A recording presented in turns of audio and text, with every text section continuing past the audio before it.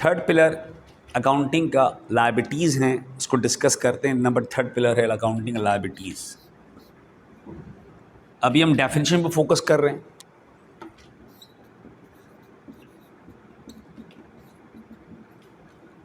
Liabilities ये accounting की language है, इंग्लिश की लैंग्वेज नहीं। लायबिलिटीज़ को कहते हैं ऑब्लिगेशंस। क्या कहते हैं? ऑब्लिगेशंस। रिस्पॉन्सिबिलिटीज़ कहते हैं, आसन वर्ड में वाजिबात कहते हैं। रिस्पॉन्सिबिलिटीज़ होती हैं, ऑब्लिगेशंस होती हैं।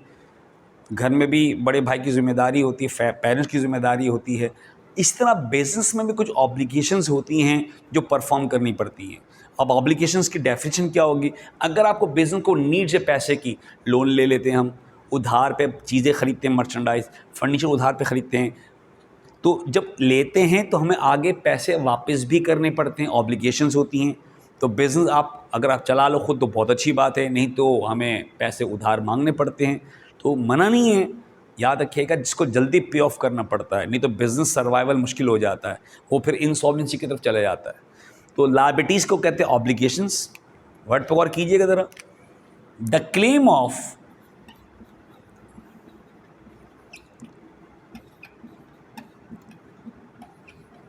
आउटसाइडर।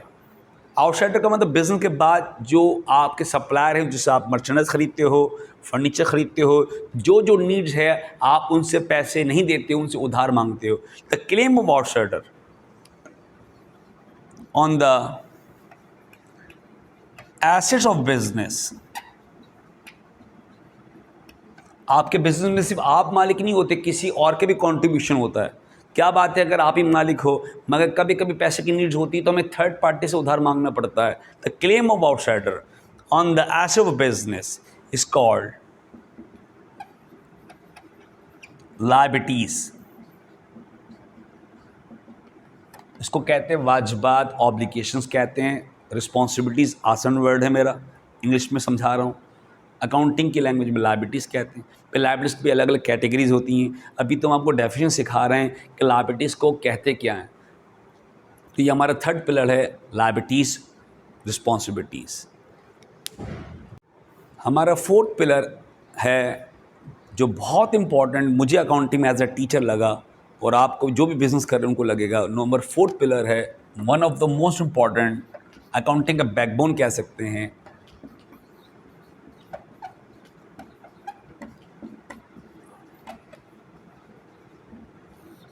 इनकम, रेवेन्यू, आमदनी।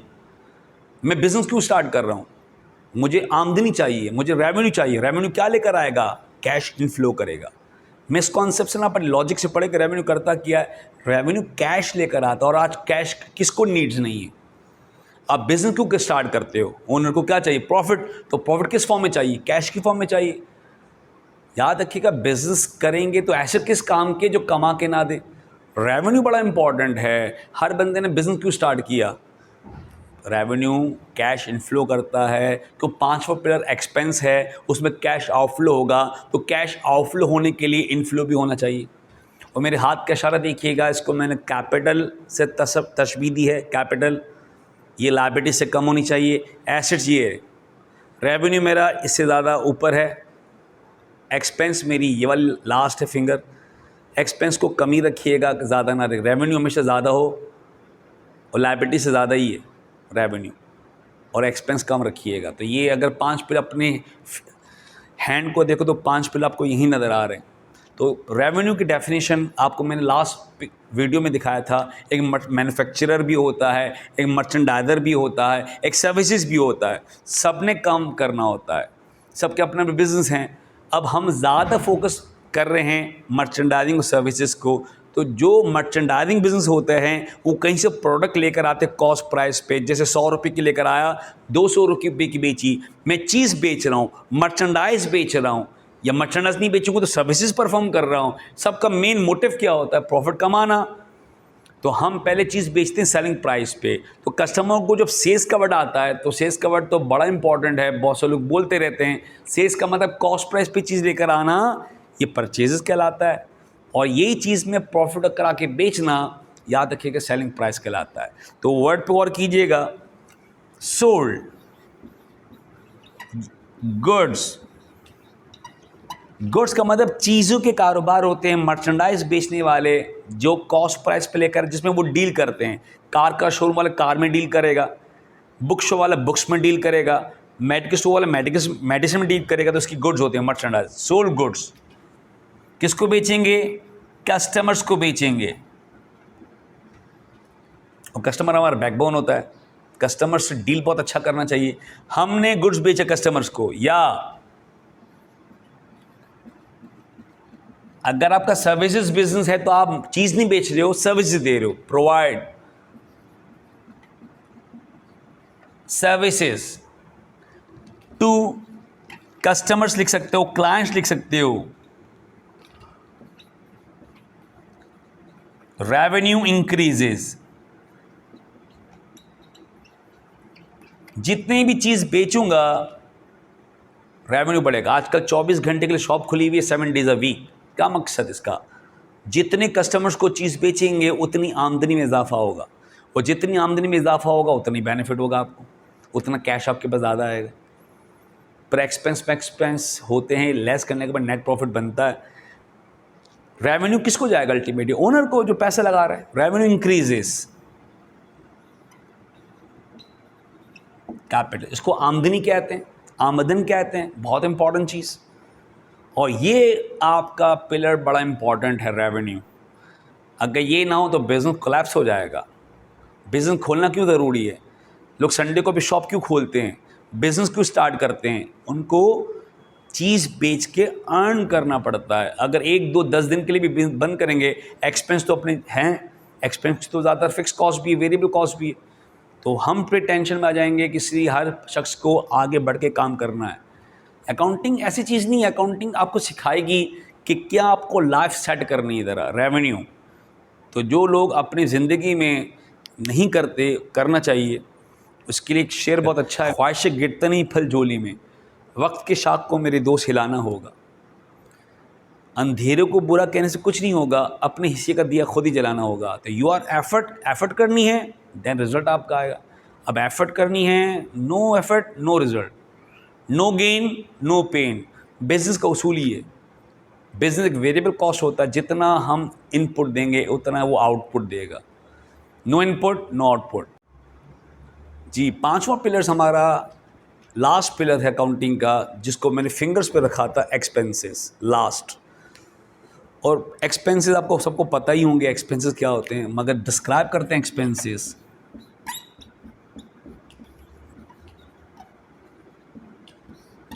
अखराजात कहते हैं, खर्चे कहते हैं। शॉर्ट डेफिनेशन भी है, लॉन्ग स्टैंडर्ड की डेफिनेशन भी है, बहुत अच्छी डेफिनेशन भी है।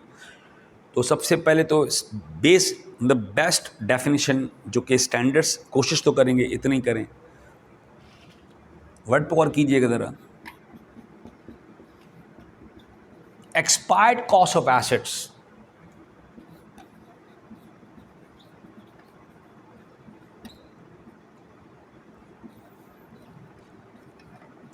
which are used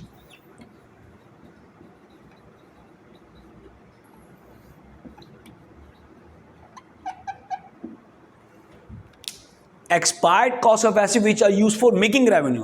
किसी मकसद के लिए किया आपने, एफर्ट किया, तो ये आपका एक्सपेंस है। मुझसे लोग पूछते सर लॉस में क्या फ़र्क है? अगर बगैर मकसद के किया, मकसद रेवेन्यू कमाना नहीं है, ऐसे फ्री फंड में किया, लॉस है आपका, टाइम वेस्ट कर रहे हैं आप। बगैर मकसद के लॉस तो एक होता है नेट लॉस पढ़ते हैं, आमदनी, ये भी लॉस ही होता है। अगर प्रैक्टिकल तो हम लॉजिक से पढ़े तो ये भी लॉस है। मैं चाय पीऊँ, बिजनेस के अंदर बेनिफिट ले रहे हैं, गुड, बेनिफिट दे रहे हैं, बहुत अच्छी बात है। कप टूट गया, लॉस, बेनिफिट ना दिया, लॉस था आपका। तो एक मकसद है, बामकसद है और बेमकसद है, दोनों चीज़ें बड़ी important. Expired cost of asset तो यूज़ होगा, मकसद क्या है? Which are use for making revenue, अखराजात कहते हैं इसको। और एक और अच्छी डेफिनेशन, बहुत आसान डेफिनेशन,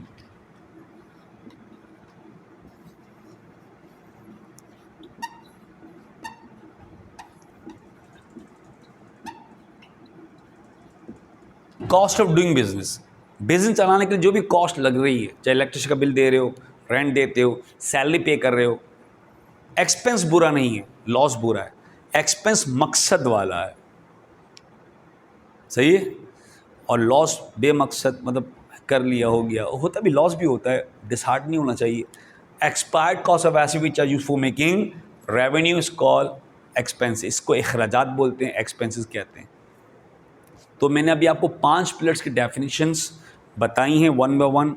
फिर नेक्स्ट इंशाल्लाह वन बाय वन डिस्क्राइब करेंगे कैपिटल में और क्या क्या चीज़ें आती हैं, लैंग्वेज पढ़नी पड़ेगी, फिर एसेट्स में क्या क्या चीज़ें होती हैं, लायबिलिटीज़ में क्या क्या चीज़ें होती हैं, रेवेन्यू स्प्लिट करते हैं मर्चेंडाइजिंग सर्विसेज में किस तरह रेवेन्यू होते हैं, एक्सपेंस में भी मर्चेंडाइजिंग एक्सपेंस क्या होते हैं, सर्विसेज के एक्सपेंस क्या होते हैं। तो इस तरह अगर लैंग्वेज पढ़ ली जाए तो फिर ईजी हो जाएगा कि समझ में आसानी हो जाएगी।